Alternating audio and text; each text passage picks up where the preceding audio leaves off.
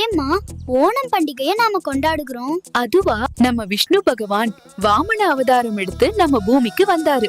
மகாபலி சக்கரவர்த்தி ஒரு யாகம் நடத்திக்கிட்டு இருக்கும்போது விஷ்ணு பகவான் ஒரு சிறுவன் போல அங்கு வந்தார்.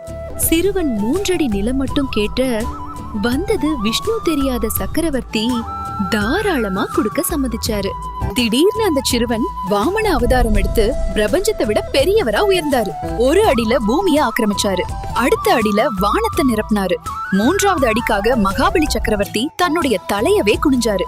நானும் அவரை போல பலசாலி ஆகிறதுக்கு என்னமா பண்ணணும்? அதுவா, டேட்ஸ், முந்திரி, பாதாம், பிஸ்தா இப்படி சத்துள்ள பொருளை வாங்கி சாப்பிட்டோம்னா நீயும் பலசாலி ஆயிரலாம். அதுவும் விலை கம்மியாவும் நல்ல குவாலிட்டியாவும் நமக்கு வேணும்னா நம்ம தாமரை ஸ்டோருக்கு தான் போகணும்.